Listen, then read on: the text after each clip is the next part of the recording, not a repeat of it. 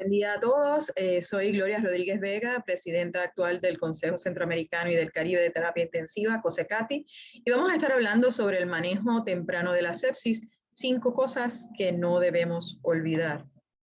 No tengo ningún conflicto de interés económico relacionado a esta conferencia, pero sí les estoy diciendo que esta es una charla especial, ya que la estamos dando a favor de nuestro hermano Carlos Orellana en esta jornada científica, donde todos los fondos recaudados serán donados a la cuenta de Carlos para un trasplante de médula ósea. Vamos a definir lo que es sepsis, vamos a enumerar varias maneras en las que se afecta la mortalidad de sepsis y enfatizar la importancia del manejo temprano de la misma. Sepsis es un grave desafío en la atención médica, es la principal causa de morbilidad y mortalidad en todo el mundo, de 40 millones de casos al año, de la cual 11 muertes anuales, así que si hacemos un poquito la matemática, una muerte cada 2.8 segundos en todo el mundo. Eso es algo bien alarmante y sabemos que 1 de cada 5 muertes está asociada a sepsis mundialmente. Es la causa número 1 de muerte en los hospitales, la causa número 1 de readmisiones hospitalarias y sabemos que más de la mitad de estos pacientes sufren secuelas a largo plazo, o sea que su impacto no solamente es intrahospitalario, sino que también afecta a la sociedad. Además de ser una enfermedad bien costosa, en Estados Unidos la misma cuesta alrededor de 17.000 millones de dólares anualmente. ¿Cuáles son los retos que tenemos ante este diagnóstico? Y un diagnóstico que tenemos que hacer oportuno y precisamente. Número 1, sepsis no discrimina, ocurre en toda la institución, así que puede ser un paciente que entra por la sala de emergencia o en la planta, ya sea quirúrgica, de medicina, pediátrica. Otro de los retos es que normalmente nosotros hemos centrado nuestro tratamiento a apoyar los diferentes sistemas de órganos y sabemos que sepsis es multisistémico y que requiere visualizar al paciente como un ente y no como un órgano para poder hacer este diagnóstico. Otro de los retos que vivimos es que sepsis no tenemos una definición clínica que podemos llevar al lado de nuestro paciente, ¿no? Por ejemplo, en cardiología podemos hacer un electrocardiograma y diagnosticar un infarto agudo al miocardio, tenemos troponina, pero en sepsis lamentablemente todavía no tenemos un marcador certero. Sí hay algunos que se están estudiando, pero no tenemos un marcador certero que podemos utilizar para estos pacientes. Lo otro es que nuestra población es heterogénea, como lo dije, sepsis no discrimina, así que podemos, pacientes pediátricos, envejecientes, adultos, pueden ser inmunocomprometidos, inmunocompetentes, quirúrgicos, médicos obstétricos, así que eso es algo que es un desafío para el clínico y abarca muchas especialidades. Sabemos que el 40% de los pacientes mundialmente van a ser menores de 5 años, así que pediatría también es otra cosa que tenemos que atender. Sabemos sobre la campaña Sobreviviendo Sepsis, su última manifestación de las guías fue en el 2021. También la campaña de Sobreviviendo Sepsis ha estado muy activa. También publicó las guías de el adulto con COVID y recién también hizo una publicación sobre sepsis en la población pediátrica, así que nos vamos a estar enfocando en la población adulta, pero les doy estas referencias para su utilidad.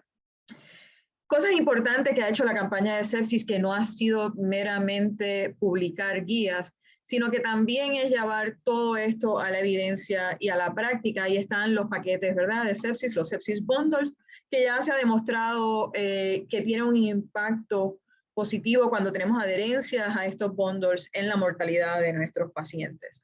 Así que es algo bien importante. Y cuando yo doy esta clase a mis estudiantes y hablamos de sepsis, siempre nos hacemos 3 preguntas. Número 1, ¿cuál es el diagnóstico presuntivo? Tenemos que darle nombre y apellido a las cosas y tal vez yo puedo decir que esto es una infección de orina, pero si no busco bien, tal vez no diagnostico sepsis o sepsis severa o sepsis shock, ¿verdad?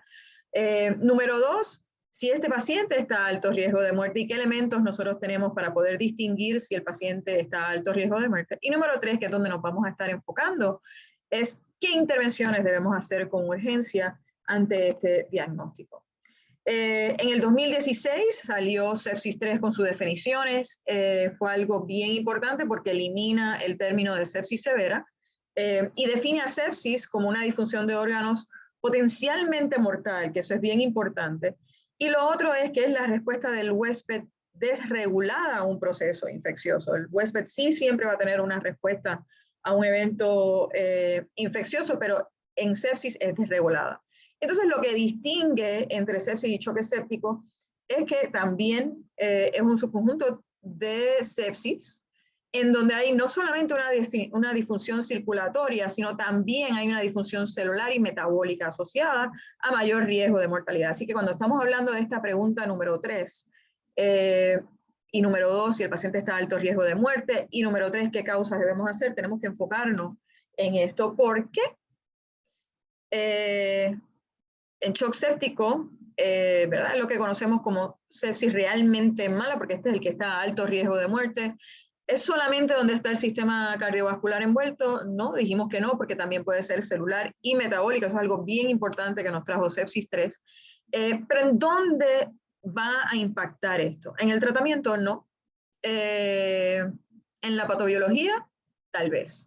Pero donde es impactante es en la mortalidad, porque sabemos que los pacientes que tienen choque séptico o septic shock son los que están a mayor riesgo de muerte. Así que bien importante también en el 2016, cuando ellos hicieron hincapié en la definición y los criterios de definición de choque séptico, no solamente era un paciente que tenía esta disfunción circulatoria, celular y metabólica, sino que también, a pesar de una buena reanimación de líquidos, requería vasopresores y tenía un lactato mayor de 2 milimoles por litro.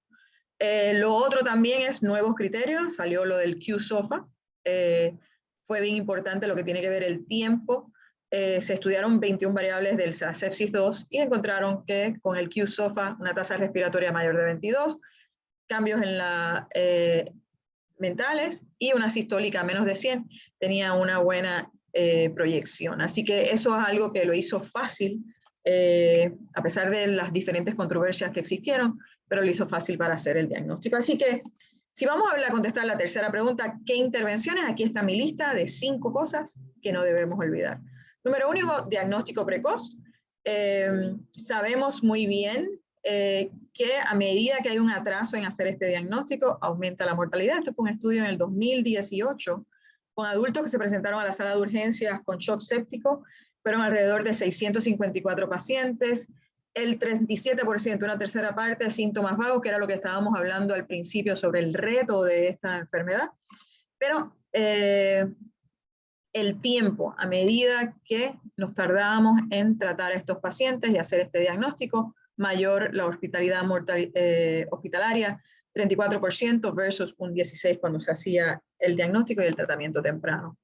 Lo mismo con los paquetes, a medida que había un atraso con el paquete de las 3 horas de la guía de sobreviviendo sepsis, también podemos observar que la mortalidad intrahospitalaria era mayor en el grupo control versus en los que se cumplía el paquete, especialmente en medir el lactato, la toma de los cultivos, la reanimación y resucitación de líquido y el comienzo de los antibióticos. Así que importante tener esto presente. Sabemos que en el 2018 salió el paquete de 1 hora, el Hour One Bundle, donde era medir el lactato, cultivos de sangre, antibióticos y reanimación. Igualmente, a medida que teníamos una adherencia a este paquete de 1 hora, la mortalidad intrahospitalaria era menor, 18,0% versus un 30%. Este fue recién publicado en el 2022 en Japón. El segundo, antibióticos tempranos, parece hasta intuitivo ahora, ¿verdad? Cuando nosotros hablamos, ya esto salió para la primera década de 2000, que a medida que pasaban los minutos mientras dábamos estos antibióticos, la sobrevida de sepsis iba disminuyendo. Así que esta gráfica en cruceta, ¿verdad? Desde que comenzaba la hipotensión y la fracción de sobrevida en estos pacientes. Así que cada hora de atraso en la administración de antibióticos sobre las 6 horas se asociaba a una disminución de una sobrevivencia de 7,6%, algo bien alarmante, y por eso es la número 2 de cosas que no debemos olvidar. Otra de las cosas, igual con el Hour One Bundle, a una hora, esto fue un análisis donde fue en Europa, Estados Unidos y Sudamérica, de entre enero de 2005 a febrero del 2010, casi 18.000 pacientes, y esta mortalidad, igual que el estudio anterior, iba aumentando a medida que había un atraso en la iniciación de los antibióticos, independiente de la falla de órgano. Por tal manera, y a veces las controversias que se tomaron a medida del Hour One Bundle, pero en las guías del 2021 de la campaña de Sobreviviendo Sepsis, si la sepsis es definitiva o probable, inmediatamente debemos estar administrando estos antibióticos con una meta de menos de una hora. Si la causa de sepsis es posible, idealmente debe ser a una hora, pero si no, ¿verdad? Debemos seguir buscando una causa infecciosa, tratar de descartar si es una causa no infecciosa y administrar estos antibióticos a las 3 horas. La tercera cosa que no debemos olvidar es líquidos tempranos. Sé que tenemos diferentes ponencias durante esta jornada donde vamos a estar hablando de estos temas en específico, pero recordemos que en el 2001, el que cambió el paradigma sobre el concepto de resucitación de líquidos y el énfasis de lo que era dar líquidos tempranamente fue el Dr. Rivers, cuando salió el Early Goal Directed Therapy, el Rivers Protocol, que era unas metas específicas. Había que poner un catéter de línea central, medir línea central venosa, si se sanfundía, se usaban agentes inotrópicos, lo cual cuando se trataron de reproducir en el ARISE, el PROCESS y el PROMISE, ¿verdad? No se encontró, pero si nos fijamos en los años subsiguientes al estudio de Rivers, sabemos que del 2001, después entonces pasa una década, el 2010, 14, 15, y entonces empezamos a ver que no hay una diferencia con estos protocolos, pero lo que sí tenemos que tener presente es que en el PROCESS, y de la misma manera, comparado con los protocolos de Rivers, es que Rivers cambió el paradigma. Si ustedes se fijan con respecto a los líquidos intravenosos, con el protocolo de Rivers se dieron alrededor de 2,8 litros y el estándar en este estudio fue 2,3, o sea que él cambió el paradigma, le dio este énfasis y por eso es que entonces no estamos viendo esta diferencia que él había encontrado de la misma manera, ¿verdad? Con la parte de estar dando antibióticos temprano. Así que yo entiendo que eso es una de las cosas que cambió, tenemos que agradecerle a este estudio que salió a los principios del 2000. Tenemos que ser cuidadosos en la manera en que estamos interpretando esto. Uno de los estudios que vamos a querer ver sus resultados es el Refresh Study. Este fue uno piloto de viabilidad en el 2017, en donde era dar líquidos bien temprano, 99 pacientes, se daban 50 en volumen restringido, 49 habitual, y entonces no solamente se daban líquidos temprano, pero entonces llegaba un momento en que cuánta cantidad de líquidos vamos a dar, porque hay veces que demasiado, entonces vamos a estar causando mucho daño, ¿verdad? Así que estos fueron de los estudios. El número 4 de las cosas que no debemos olvidar es vasopresores. Ya hicimos nuestra reanimación con líquidos, sabemos que hay unos efectos adversos cuando damos una resucitación demasiado agresiva y por eso nos estamos moviendo hacia una terapia restrictiva. Entonces, vasopresores temprano, esto fue un estudio que se publicó en el 2014, donde hablamos que conjuntamente con estar dando la reanimación de líquidos ya empezamos vasopresores si no podemos llegar a ese MAP de mayor de 65. Esto fue en el Medio Oeste, 6 hospitales, y a medida que empezábamos estos líquidos tempranamente, la mortalidad disminuía con el tiempo. Así que también tuvo un efecto estadísticamente significativo con respecto al lactato, a los cultivos cristaloides y en la de dar antibióticos, importante a medida que damos estos líquidos tempranamente. Eso llevó a que se hicieran 2 estudios, número 1 el SENSOR, Esto fue un ensayo fase 2 prospectivo en un solo centro, dosis baja de norepinefrina bien temprana versus la atención estándar, y vimos que estos pacientes hubo una diferencia estadísticamente significativa en el control del shock, y lo otro también en el tiempo para llegar a esta meta de presión, menor incidencia de edema de tipo cardiogénico, arritmia, y lo otro fue que hubo una tendencia a una menor mortalidad, aunque no fue estadísticamente significativo. El otro estudio que estamos tratando de ver resultados próximamente es el Clover Study del grupo de los PETAL, donde en aquel momento estaban reclutando, el plan era llegar a 2.300 pacientes, finalizar en junio del 21, y era lo mismo, empezar drogas vasopresores bien temprano durante la resucitación de sepsis, y hubo una actualización en febrero del 2022 que acababa en su fase 3, porque cuando hicieron sus estudios interinos, vieron que no había ninguna diferencia en la mortalidad a 90 días, no había ningún tipo de preocupación con relación a seguridad, así que ellos deciden terminar el reclutamiento. 1.566 personas fueron los reclutados, y con esa data es que entonces van a estar analizando. Así que estaremos muy pendientes sobre este estudio y los resultados. Otro estudio se publicó en el Critical Care en el 2020 también, empezar ultra temprano norepinefrina en pacientes con shock séptico, y si ustedes se fijan, esto también se vio una mortalidad menor cuando se hacía ultra temprano la utilización de norepinefrina versus cuando era un poquito más tarde, y esto fue dentro de la primera hora mientras estábamos dando fluidos resucitantes. Esto no quiere decir que vamos a abandonar estar dando nuestros fluidos y que va a ser en sustitución, sino que va a ser conjunto al tratamiento. Las guías de la Surviving Sepsis Campaign establecen que la primera línea debe ser norepinefrina y una meta de una presión arterial media de 65. La quinta cosa que no debemos olvidar en el manejo de sepsis son lo que le llamo a veces las terapias adyuvantes, lo que tiene que ver con apoyo nutricional, que también van a estar hablando en esta jornada, igual que ventilación mecánica, control glicémico. Y si ustedes se fijan, la guía de sobreviviendo sepsis recomienda comenzar enteralmente la terapia dentro de las primeras 72 horas. Ventilación protectiva, cuando tenemos síndrome de angustia respiratoria en el adulto, 6 mililitros por kilo de peso ideal. Y el control glicémico, mantener un control glicémico de menos de 180, o empezar la terapia de insulina cuando ya el control glicémico sobrepasa el 180 para una meta entre 144 y 180 miligramos por decilitro.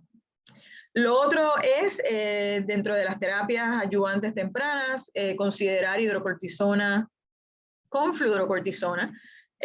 Sabemos que estos pacientes, la probabilidad de sobrevida, este fue el estudio de Dilagi y Anane, cuando se daba la combinación, la probabilidad de sobrevida fue superior en el grupo de hidrocortisona con fluorocortisona.